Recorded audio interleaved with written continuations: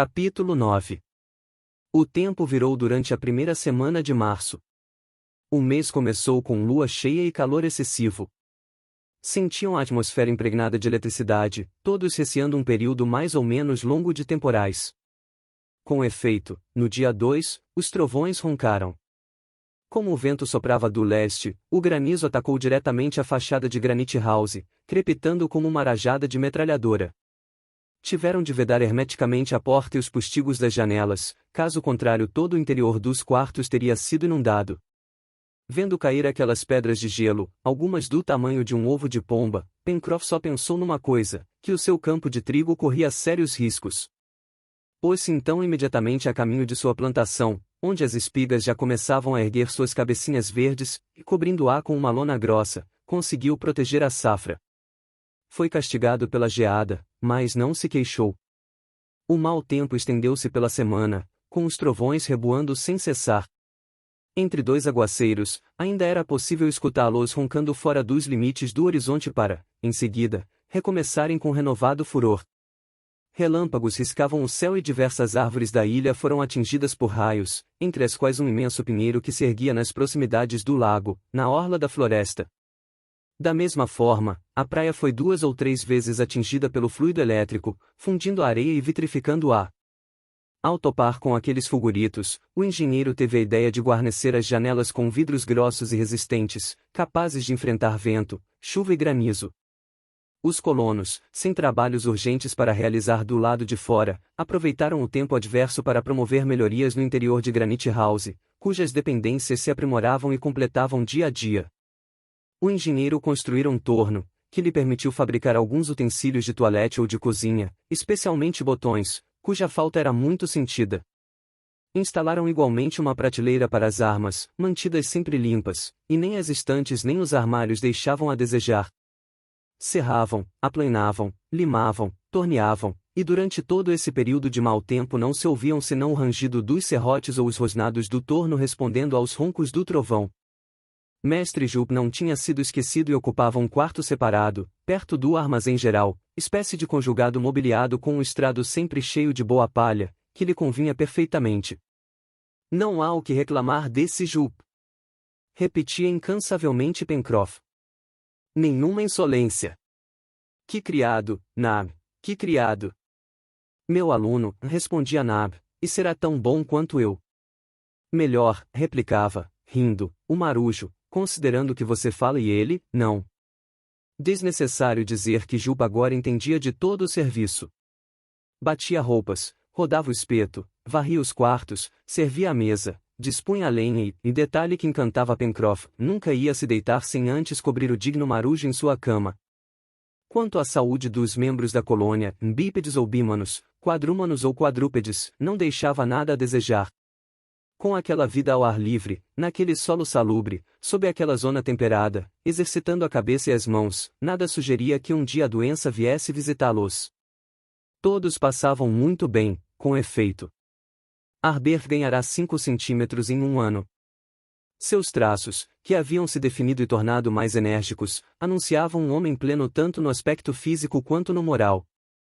Aliás, aproveitava todo o tempo livre que lhe deixavam as ocupações manuais para se instruir, lia os poucos livros encontrados no baú e, após as aulas práticas decorrentes da circunstância em que se achavam, encontrava no engenheiro, para as ciências, e no repórter, para as línguas, professores que se deleitavam em complementar sua educação. A ideia fixa do engenheiro era transmitir ao rapaz tudo o que ele sabia, instruindo tanto pelo exemplo como pela palavra, e Harbert lucrava amplamente com as aulas de seu professor. Se eu vier a morrer, pensava Cyrus Smith, é ele que irá me substituir. O período dos temporais terminou no dia 9 de março, mas o céu continuou nublado durante todo aquele último mês do verão. A atmosfera, violentamente perturbada por aquelas comoções elétricas, não foi capaz de recuperar sua pureza anterior, e as chuvas e a neblina não deram trégua, exceto por 3 ou 4 belos dias, que propiciaram excursões de todo o tipo. Por essa época, a onagra pariu uma cria do mesmo sexo e que nasceu perfeita. No curral, nas mesmas circunstâncias, o rebanho de carneiros se expandiu e diversos cordeiros já baliam sob os galpões, para a grande alegria de Nab e Harbert, que tinham cada um seu favorito entre os recém-nascidos. Também fizeram uma tentativa de domesticação com os porcos do mato, por sinal muito bem sucedida. Um estábulo foi construído próximo ao terreiro e logo recebeu diversas crias prontas para se civilizar, isto é, engordar nas mãos de Nab. Mestre Jup, encarregado de lhes trazer não só a ração diária, como uma sopa rala e sobras de alimento da cozinha, cumpria conscienciosamente suas tarefas. Acontecia-lhe, às vezes, divertir-se à custa de seus pequenos hóspedes e puxar-lhes o rabo, mas era traquinice e não maldade, pois aqueles rabinhos torcidos eram um brinquedo irresistível para ele, seu instinto de criança. Num dia desse mês de março, Pencroff, conversando com o engenheiro, lembrou-lhe uma promessa que este ainda não tivera tempo de cumprir. E aquele tal aparelho que iria dar fim às cansativas escadas de Granite House, Sr. Cyrus? Interpelou-o. Virá a fabricá-lo algum dia? Refere-se a uma espécie de elevador? Respondeu Cyrus Smith. Podemos chamar de elevador, se quiser, assentiu o marujo. O nome não interessa, contanto que a geringonça nos suba confortavelmente até a nossa moradia. Nada mais fácil, Pencroff, mas será de fato útil? Claro que sim, Sr. Cyrus. Agora que já temos o imprescindível, pensemos no conforto. Para pessoas, pode ser considerado um luxo, mas, para coisas, é indispensável. Afinal, não é nada estimulante subir uma escada longa com uma carga nas costas. Muito bem, Pencroff, tentaremos satisfazê-lo, curvou-se Cyrus Smith. Ótimo, mas cadê o motor? Faremos um motor a vapor? Não, a água. E, com efeito, para manobrar seu aparelho, uma força natural achava-se à disposição do engenheiro, a qual este podia canalizar sem grande dificuldade. Para isso, bastava aumentar a vazão da pequena derivação executada no lago, que fornecia água ao interior de Granite House. O orifício escavado entre as pedras e a relva, na extremidade superior do escoadouro, foi então alargado, o que produziu uma forte queda de água no fundo do corredor, cujo excedente escoou pelo poço interno. Abaixo dessa queda, o engenheiro instalou um cilindro com palhetas, o qual se encaixava numa roda em que se enrolava um cabo resistente com um cesto preso na ponta. Dessa forma, por meio de uma longa corda que ia até o chão e permitia acionar ou travar o motor hidráulico, era possível elevar-se no cesto até a porta de Granite House. Foi no dia 17 de março que o elevador funcionou pela primeira vez, e para satisfação geral, doravante todos os fardos, lenha, carvão, provisões e os próprios colonos foram içados mediante aquele sistema, tão simples, que substituiu a escada primitiva, que não deixou saudades. Top mostrou-se particularmente encantado com aquela melhoria, pois não tinha, e não podia ter, a habilidade de mestre Juba ao subir os degraus e muitas vezes fora nas costas de Nab, ou mesmo nas do orangotango, que lograra alcançar Granite House. Foi também por essa época que Cyrus Smith decidiu fabricar vidro, a princípio adaptando o forno de cerâmica a essa nova função. Era uma empreitada que apresentava grandes dificuldades, porém, após várias tentativas infrutíferas, ele terminou por conseguir montar uma oficina de vidraçaria, da qual Gedeon Spilett e Harbert, ajudantes naturais do engenheiro, não arredaram pé durante alguns dias. Quanto às substâncias que entram na composição do vidro, são exclusivamente areia, greda e soda, carbonato ou sulfato. Ora, a praia fornecia areia, o calcário fornecia a greda, as plantas marinhas forneciam a soda, as peritas forneciam o ácido sulfúrico e o solo fornecia o carvão para esquentar o forno à temperatura desejada. Cyrus Smith achava-se então em condições propícias para agir. A ferramenta cuja fabricação ofereceu mais dificuldade foi a bengala do vidraceiro, tubo de ferro com 1,5 m a 1,80 m de comprimento, que serve para recolher por uma de suas pontas a matéria-prima mantida em estado de fusão. Pencroff, contudo, adaptando uma lâmina de ferro, comprida e fina, e enrolando-a em forma de cano de espingarda, conseguiu fabricar a tal bengala, logo pronta para uso. No dia 28 de março, o forno foi ajustado para altas temperaturas. 100 partes de areia, 35 de greda, 40 de sulfato de soda, misturadas a 2 ou 3 de carvão em pó, compuseram a substância, que foi depositada em retortas de cerâmica refratária. Quando a temperatura elevada do forno reduziu-a ao estado líquido, ou melhor, ao estado pastoso, Cyrus Smith colheu com a bengala certa quantidade dessa pasta, virou-a e revirou-a sobre uma placa de metal previamente disposta, de maneira a lhe conferir a forma apropriada para soprar. Em seguida passou a bengala para Harbert, dizendo-lhe que soprasse pela outra ponta. Como se fizesse bolhas de sabão? Perguntou o rapaz. Exatamente, respondeu o engenheiro. E Harbert, inflando as bochechas, tendo cuidado de girá-lo o tempo todo, soprou tanto e tão bem na bengala que o seu sopro dilatou a massa vítrea. Outras quantidades de substância em fusão acrescentaram-se à primeira, daí resultando uma esfera medindo 30 centímetros de diâmetro. Então Cyrus Smith pegou de volta a bengala das mãos de Harbert e, imprimindo-lhe um movimento de pêndulo, terminou por alongar a bolha maleável, de maneira a conferir-lhe uma forma cilindro-cônica. A operação do sopro gerara um cilindro de vidro, terminado em duas calotas hemisféricas, facilmente removidas com a ajuda de um ferro aguçado e passado na água fria. Em seguida, pelo mesmo procedimento, o cilindro foi fendido em seu comprimento e, após adquirir maleabilidade mediante um segundo aquecimento, foi estendido sobre uma placa e achatado com um rolo de madeira. A primeira lâmina de vidro estava então fabricada, bastando recomeçar 50 vezes a operação para fabricar 50 outras. Dessa forma, as janelas de Granite House logo se viram guarnecidas de placas diáfanas, talvez não muito claras, mas suficientemente transparentes. Quando passaram a fabricar copos, frascos e garrafas, a coisa virou diversão. Os utensílios eram aprovados tais como saíam da ponta da bengala. Pencroff, louco para soprar, reivindicara sua vez, mas soprava tão forte que seus artefatos exibiam as formas mais mirabolantes, deixando-o perplexo. Durante uma das expedições realizadas por essa época, uma nova espécie de árvore foi descoberta, cujos produtos vieram enriquecer ainda mais a reserva de víveres da colônia. Um dia, enquanto caçavam, Cyrus Smith e Harbert haviam se aventurado na floresta do faroeste, na margem esquerda do Mersey. Como sempre, o rapazola fazia 1000 perguntas ao engenheiro, às quais este respondia com todo o gosto. Com a caça, porém, acontece o mesmo que em toda atividade terrena, e, quando nela não empenhamos todo o zelo requerido, há muitas razões para que não seja bem-sucedida. Ora, como Cyrus Smith não era caçador e, nesse dia, Harbert discorresse sobre química e física, diversos cangurus, capivaras e cutias, mesmo passando a uma distância adequada para o tiro, escaparam do fuzil do rapaz. Daí resultou que, com o dia já bem avançado e os dois caçadores correndo grande risco de voltarem de mãos abanando, Harbert deteve-se e soltou um grito de alegria, exclamando: "Ei, Sr. Smith, está vendo essa árvore?" E apontava para o que na verdade era um arbusto, pois compunha-se apenas de um caule simples, revestido por uma casca escamosa e dotado de folhas riscadas por pequenos veios paralelos. "E que árvore é aquela que parece uma palmeira?" perguntou Cyrus Smith. "É uma Cycas revoluta, cujo desenho consta do nosso dicionário de História Natural." "Mas não vejo fruta nesse arbusto."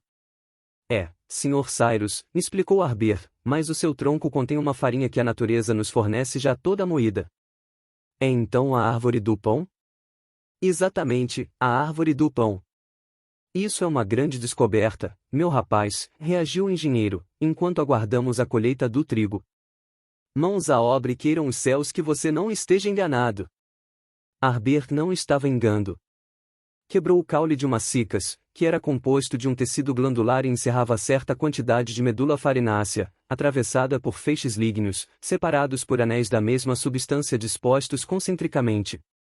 A essa fécula misturava-se um suco mucilaginoso de sabor desagradável, mas que seria fácil eliminar espremendo. Essa substância celular formava uma verdadeira farinha de qualidade superior, extremamente nutritiva, cuja exportação as leis japonesas antigamente proibiam. Cyrus Smith e Harbert, após esquadrinharem a área do faroeste onde cresciam aquelas Cycas, anotaram alguns pontos de referência e voltaram a Granite House, onde divulgaram sua descoberta. No dia seguinte, os colonos puseram-se a caminho para fazer uma primeira colheita e Pencroff, cada vez mais entusiasmado com sua ilha, dizia ao engenheiro: "Sr. Cyrus, acredita na existência de ilhas de náufragos?" "O que entende por isso, Pencroff?" "Pois bem, entendo ilhas criadas especialmente para um naufrágio digno e nas quais os pobres diabos consigam sempre se safar." "Quem sabe?" respondeu o engenheiro, sorrindo. "É certo, senhor", retrucou Pencroff, "e o mais certo é que a ilha Lincoln é uma delas." Retornaram a Granite House com uma volumosa carga de caules de Cycas. A fim de extrair o suco mucilaginoso misturado à fécula, o engenheiro construiu uma prensa e obteve um volume expressivo de farinha, que, nas mãos de Nab, transformou-se em bolos e pudins. Se ainda não era o autêntico pão com fermento, estavam chegando perto. Também por essa época, o onagro, as cabras e as ovelhas do curral passaram a fornecer diariamente o leite necessário à colônia. Assim, a carroça, ou melhor, uma espécie de coche leve que a substituíra, fazia frequentes viagens ao curral e, quando era sua vez de fazer o carreto, Pencroff levava Jup como motorista, tarefa de que Jup, estalando o chicote, incumbia-se com a inteligência de costume. Tudo prosperava então, tanto no curral como em Granite House e de fato os colonos, a não ser por estarem longe da pátria, não tinham do que se queixar. Sentiam-se tão afeitos àquela vida, tão acostumados àquela ilha, que não teriam deixado aquele solo hospitaleiro sem se lamentar. Não obstante, o amor à terra natal cala tão fundo no coração do homem que, se alguma embarcação tivesse inopinadamente se apresentado à vista da ilha, os colonos teriam feito sinais, chamado e partido. Até lá, viviam aquela existência feliz, temendo antes que um acontecimento qualquer viesse interrompê-la. Mas quem pode se gabar de ter o destino definido e estar ao abrigo de seus reveses? Em todo caso, aquela ilha Lincoln, que os colonos já habitavam há mais de um ano, era o tema recorrente de suas conversas. Um dia, contudo, um deles fez uma observação que viria a se revelar prenhe de consequências.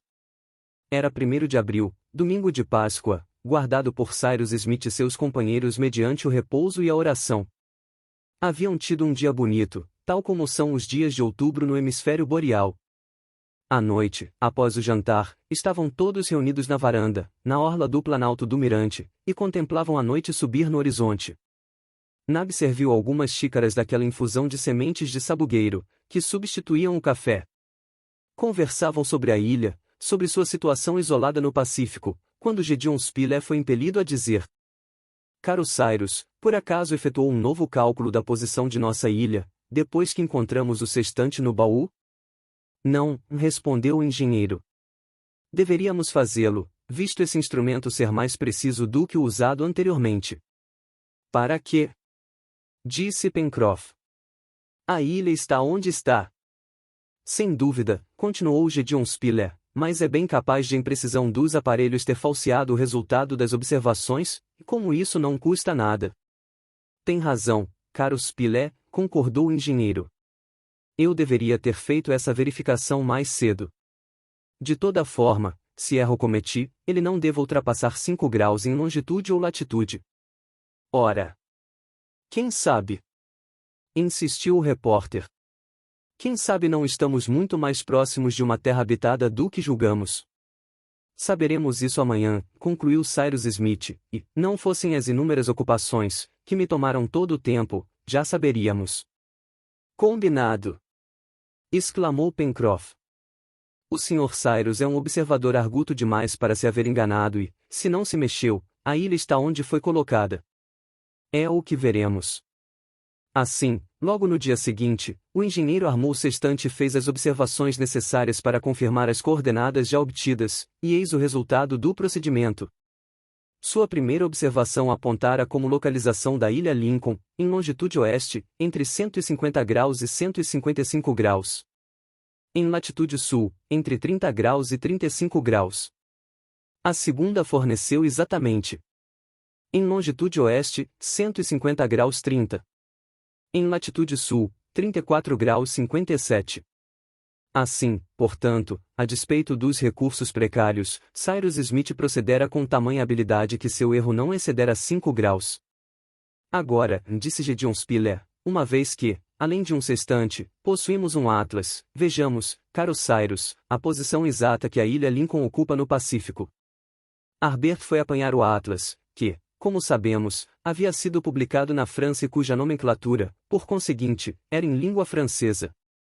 O mapa do Pacífico foi desdobrado e, com o compasso na mão, o engenheiro preparou-se para determinar o ponto. Subitamente, o compasso parou em sua mão e ele disse: Ora, já existe uma ilha nessa área do Pacífico. Uma ilha? Exclamou Pencroff. A nossa, evidentemente. Retrucou Gédéon Spilett. Não, continuou Cyrus Smith. Essa ilha está situada a 153 graus de longitude e 37 graus 11 de latitude, isto é, 2,5 graus a mais a oeste e 2 graus a mais ao sul do que a ilha Lincoln. E que ilha é essa? Perguntou Harbert. A Ilha Tabor. 81. Uma ilha importante? Não, um recife perdido no Pacífico e talvez nunca antes visitado. Muito bem, nós o visitaremos, disse Pencroff. Nós? Sim, Sr. Cyrus.